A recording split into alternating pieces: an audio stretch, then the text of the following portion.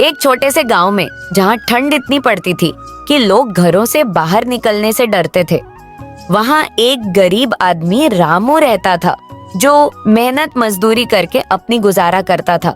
रामू ठिठुरते हुए अपने छोटे से झोपड़ी में बैठा है। रामू खुद से बोलता, हे भगवान, यह ठंड तो मेरी जान ले लेगी। न मेरे पास कंबल है न लकड़ी।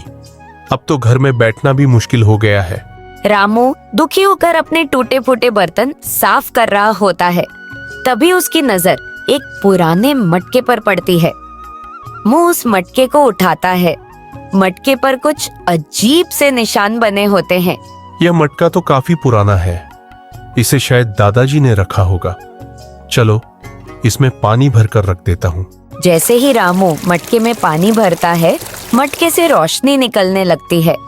रामू डरकर पीछे हट जाता है।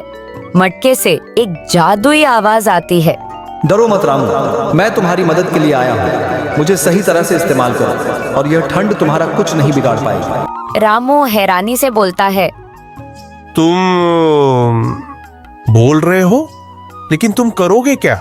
जादुई मटका बोलता है, मुझे जला कर देखो, मैं तुम्हारे लिए हीटर का काम करूंगा और ठंड दूर कर दूंगा। लेकिन ध्यान रहे, मुझे सिर्फ जरूरत के वक्त ही जलाना। रामू मटके में लकड़ी डालता है और उसे जलाता है। मटका धीरे धीरे गर्मी देने लगता है। रामू को राहत महसूस होती है। रामू बोलता है, वाह, अब तो ठंड का कोई डर ही नहीं। यह मटका तो किसी वरदान से कम नहीं। रामू मटके की मदद से अपने घर को गर्म रखता है और ठंड में आराम से रहना शुरू कर देता है।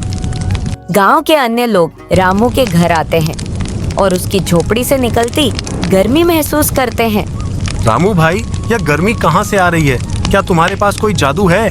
तब रामू बोलता है, यह मेरा जादुई मटका है। मैं सबकी मदद करूंगा। जो ठंड में परेशान हैं, वे मेरे घर आ सकते हैं। रामू मटके का इस्तेमाल गांव वालों की मदद के लिए करता है। धीरे धीरे उसकी नेकदिली की वजह से पूरा गांव उसका सम्मान करने लगता है।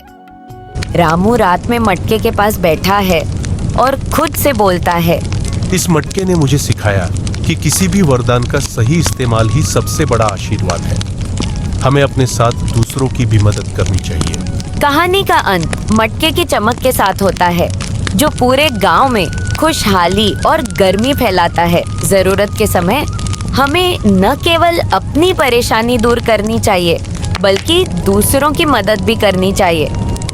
नेकदिली ही सच्ची संपत्ति है।